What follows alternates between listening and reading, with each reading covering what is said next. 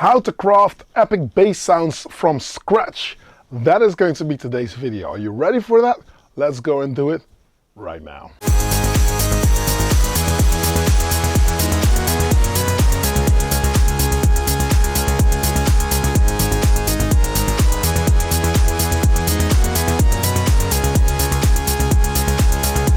Hey, what's up? I'm Analog Kitchen and thank you for checking out yet another video. Now, if this is your first time here, don't hesitate to click subscribe and hit that notification bell. Whenever I upload a new video, you'll be kept in the loop and you'll not miss out on anything. Stick around for the end of this video. I will tell you who the new patrons are, which you can find on patreon.com/analogkitchen.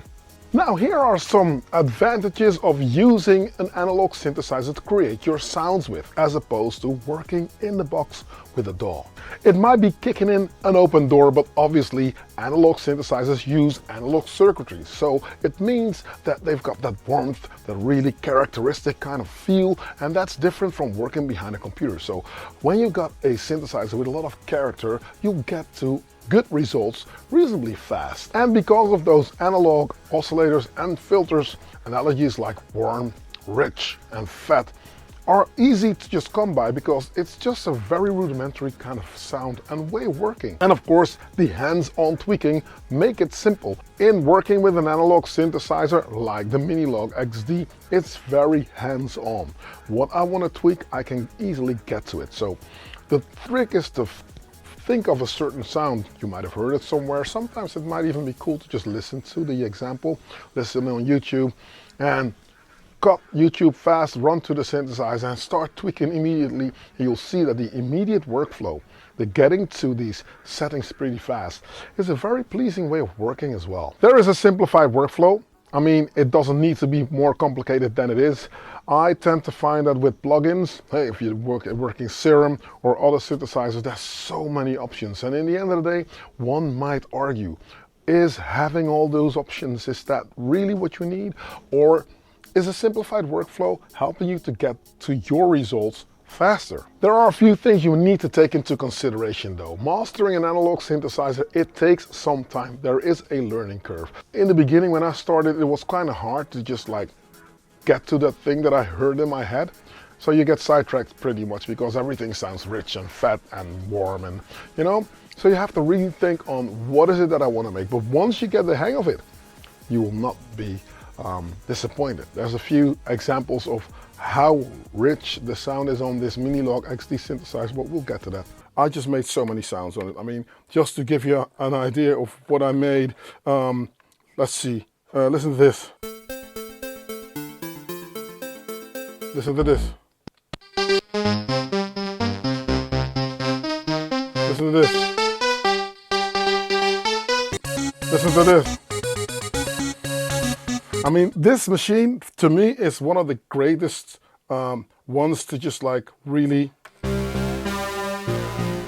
make all these sounds with, right? Another thing that a lot of people just don't take into consideration are the happy little accidents you have when tweaking a knob. Sometimes you want to just do one thing and you'll just tweak another knob, and instead of thinking, oh, that's not what I wanted, a whole new sound appears, and then you think, hey, okay. Or sometimes you just try something and it comes out of there and you go like, oh, that's how they do it, you know? So it's quite fun to work with an analog synthesizer. Not only that, the things hanging off the side of your head are there for a reason. And for some reason, a lot of people think that making music has become something you do with your eyes, but it's something you do with your ears. So working with a synthesizer, tweaking a knob and getting results, that very simple transference of I do this and this happens, I do that and that happens. It taught me to get to results fast and to create really cool sounds. And as such, let's get into the video today and let's see if I can show you how to make some kick-ass bass sounds on an analog synthesizer. You ready? Let's go and do it now. What I've done is I've got the octave track sitting here, and you might know by now the octave track is split into half, so this machine is actually half on half. MIDI over on one side, audio on the other side. Now you see me do audio on the most videos that I'm doing. Today let's get into the MIDI side of things. So the Minilogue XD is connected through MIDI, which means you click it here. Now this whole machine is taking care of MIDI. I've put the trigs into chromatic mode, which means that now this is a keyboard. It's the same as this. So now if I'm engaging play, I can now play the audio that's coming from the card inside or the internal memory in conjunction with the audio coming from here. Now we've got a initialized preset, as you can hear, which is a saw wave, clearly see on the screen, on the scope. And that's how it starts. One oscillator is engaged right now. So there's, well, 3 oscillators or 2 oscillators in a multi-engine, but only one is engaged right now. So the whole setting does not work unless I tweak it up, and then it jumps to where it is. But you'll see that in a second. Let's go over the octave track first. I've got my drums sitting right here. They sound like this. Right? Cool. That's all cool. Kicks spread out on track 1. So muted here, kick here. And the rest of the drums come out of the stereo. And for sake of this video, the stereo is coming out of the 2 yellow ones right here, right? Okay, so, and then the other 2 are the stereo outputs for the Minilogue XD. Now, let's go into MIDI mode. And now this turns into a keyboard, as I told you. Let's place it in record mode. That means that the record indicator should be blinking. Nice. As you can see, there's only one light blinking, which means that out of the 64 steps that I have to create a bass line, which means I can do a little bit more variation, for instance, I'm only using the first 16 steps. So it's only one page, if you will.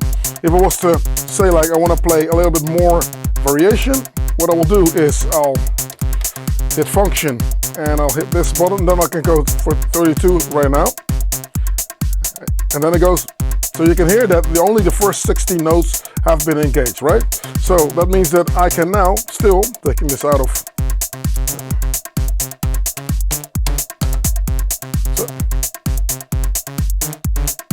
with double notes obviously, but you get the idea, right?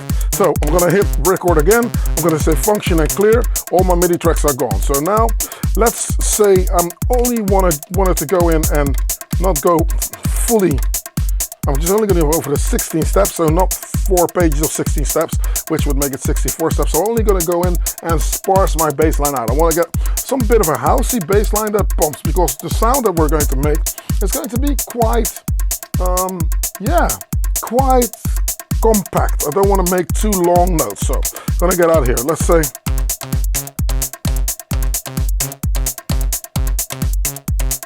yeah, I'm liking that, right? Okay, so I'm going to put it in record mode, which means holding record and I'm pressing play. Or be fast, I can take it out. You can even do it like this. But you should be really confident that you don't screw stuff up. Okay, so meaning we're gonna start here. Nice, okay. Now we got our little sound going, right? Let's not focus on the octave track, let's focus on the synth first. It means that the 3 oscillators here, this one doesn't play, this one doesn't play either. It's the one, this one, the shape, the volume is here. So now you don't hear anything, so, right? We're going to lower it because we want to make a bass. Okay, I'm gonna take out some drums over here. Take this out of record mode. Cool. Now what I'm going to initially, instantly do is play around with the filter and the cutoff, or the cutoff and the resonance. Make it shorter, so I'll go for the envelope. As you can hear. And I put some drive on there as well.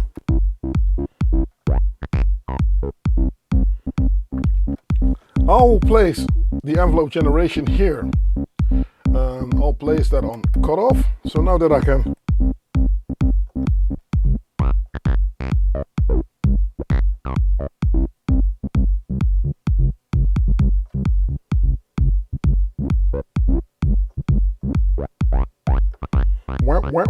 So this way, if it's on 10 o'clock, 11 o'clock, it starts to do that upward ramp.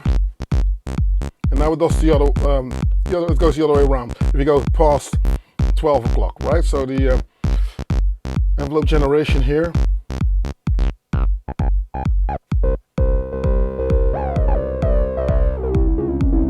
Now you can hear it better if I'm lengthening the note.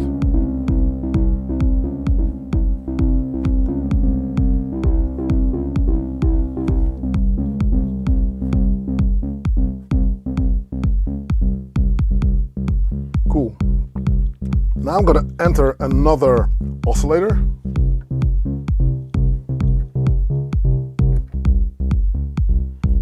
Which sounds like this. I'm going to use a triangle for that. Because the filter works in a way that if I'm using different waveforms for the bass, it means that now the low end will be more active on the filter. Say if it's on 9 o'clock, if I open it up slowly, you'll hear that not a lot of action is happening on 12 o'clock, but with another oscillator, you clearly hear that here the bass takes over on 9 o'clock on the filter. And when you get to 11 o'clock, almost 12 o'clock, you hear that that sound starts to just like migrate, so you can overlap a little bit with what you would want.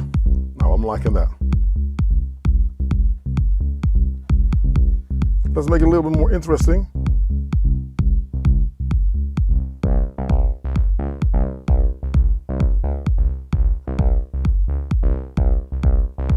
Yep. I've got a multi-engine as well, which is the third oscillator. You can load your own sounds into that. And I'm using it mostly to just go and find a bit of dirt. Open this up.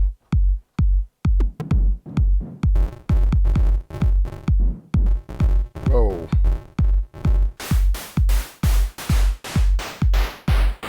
Nice. Here it's all crunchy. Now I will open it up a little bit to make it a little bit brighter.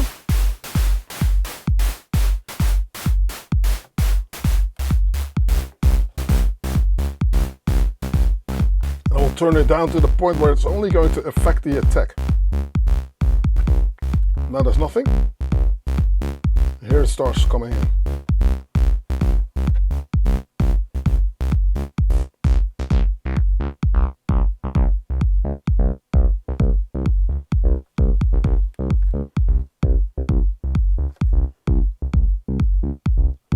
Even shorter.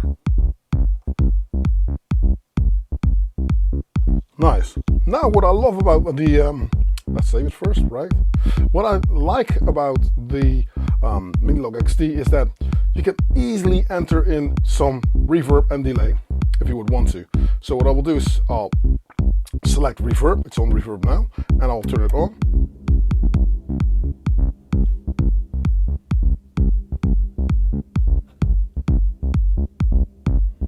Nice. You can choose what kind of reverb you would want. Arena, plate, room, which makes it a little bit too woolly. Okay, let's try this.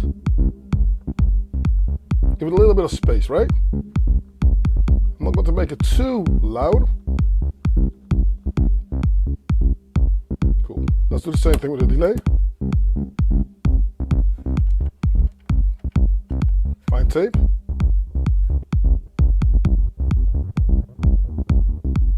Nice, turn it down a little bit.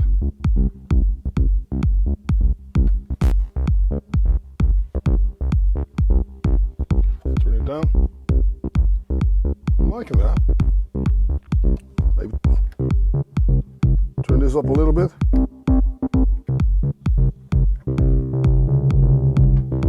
Yeah, I'm liking that. Cool. Cool, let's do it this thing. I think the reverb might be a little bit too loud, so turn that down again.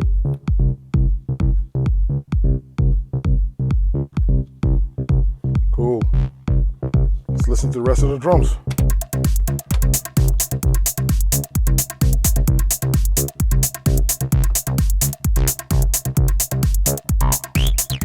Ah, cool. Turn it down a a little bit, long load.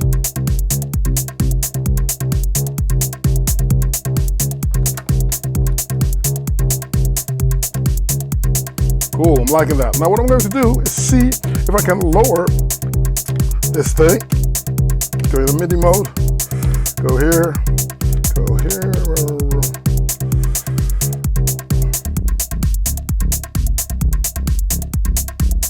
Yep, transposed here on the octatrack.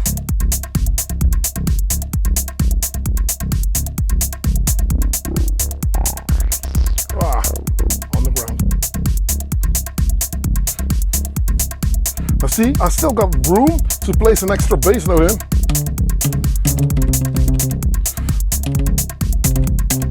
Because I want to go for some call and response stuff, right?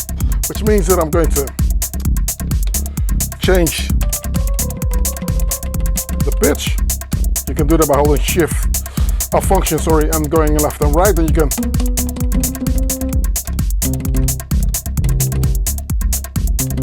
and a little indicator tells you where you are on the keyboard, so you're actually jumping.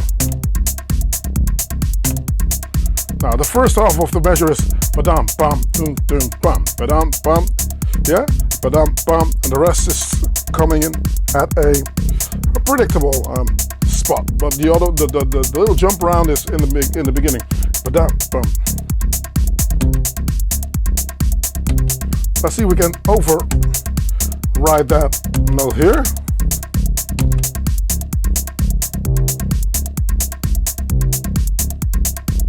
Cool. Now we got an accent here, which is cool. I'm gonna go up another octave.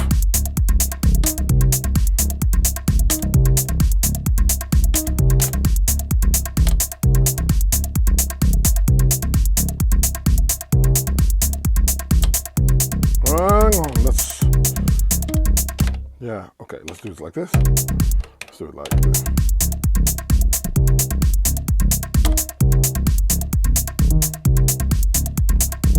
Oh, nice.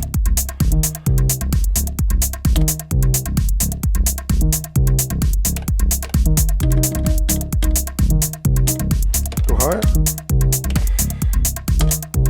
Here we go. Yep. Nice. Now I've got a little bit of a space situation going because now it almost feels like the bass line is playing two things.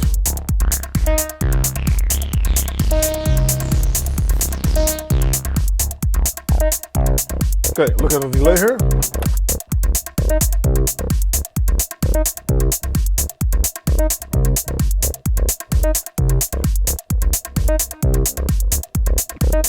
Alright.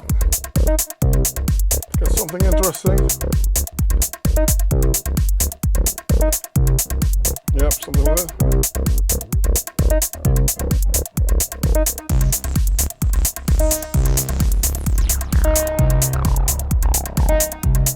Okay, I'm liking that.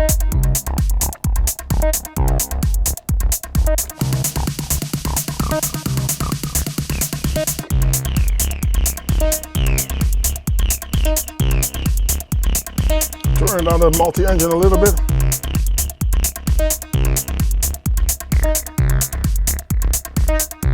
Lower the delay a little bit.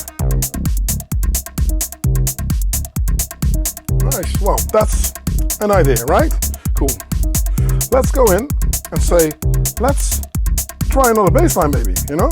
So let's go to a different channel, right? Go to track number 2 and say, okay, it's gonna go in quick move mode, so track 1 of the MIDI channels, which is track 9 here, is off. We're gonna go to track 10, which is track 2 here. Okay, now we're going to just, go for another preset. Make an entirely different kind of bass line. Maybe we would like to go for maybe a deeper one. So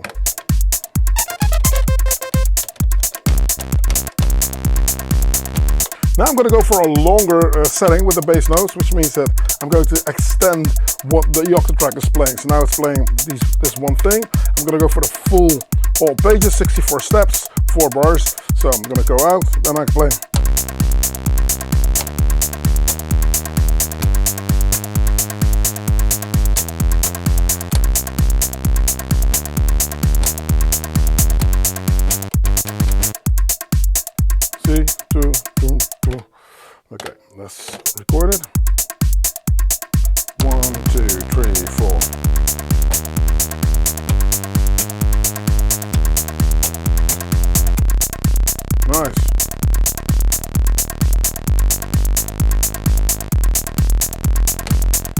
Okay, that's cool. Let's go to the transpose page and transpose it back up.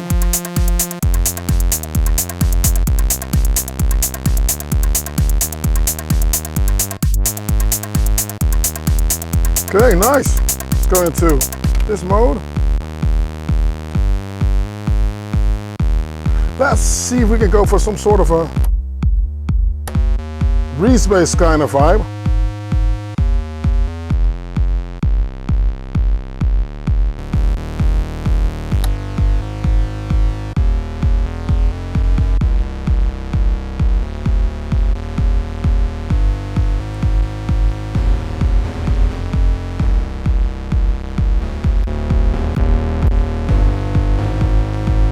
A little bit of drive. Take this out. I'm gonna go see, getting ahead of myself, triangle,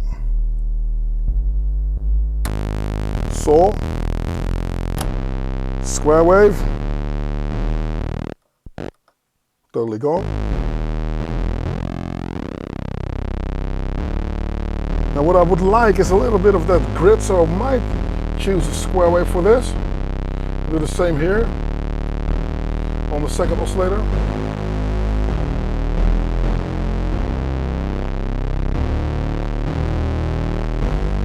Play around with the shape. Woo! And the trick is in the detuning of one of the oscillators.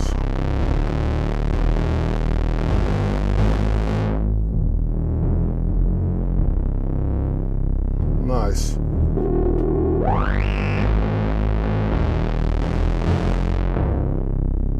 Wow, you kind of love it.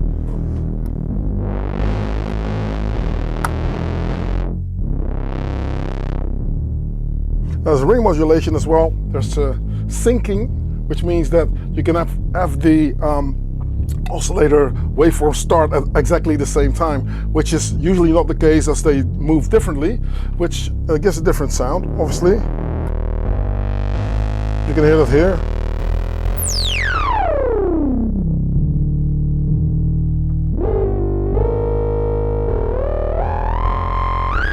Nice odd harmonics going on. But what we want is two separate oscillators. Now, this is going to be more eerie if I'm engaging reverb.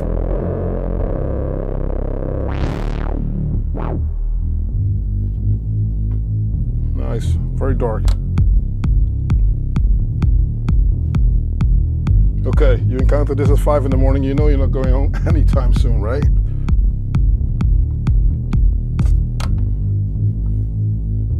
Close hat.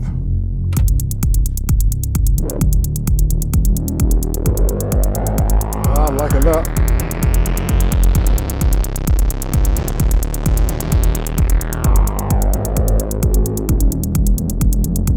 Let's save this for what we have right now.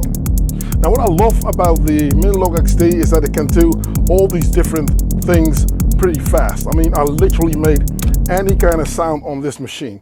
Everything's laid out, everything's in my mind logical, so you can really do a lot of stuff. I mean, I just literally tapped the surface with this, but the Minilogue XD I think is one of the most underrated synths because you can do so many great things with it. Now going to my preset again, what was it? That was 240. You know, there's so many different elements that you can do with this even. Okay, I think a little bit too enthusiastic on the reverb, but you know what?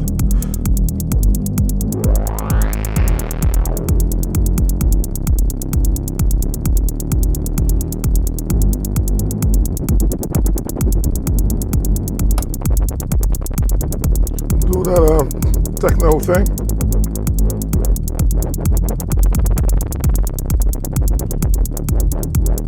Which means you just put like an LFO on the cutoff frequency, then there's a shape that you can do it with. So again, the three waveforms are here. This goes a little bit more wow, wow, wow, wow, wow. This goes a little bit more ra-ta-ta-ta-ta-ta. So if you're really looking for a helicopter, it's over here.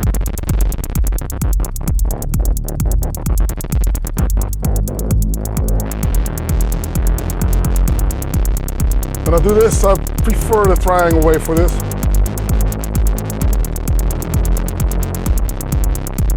Nice, cool.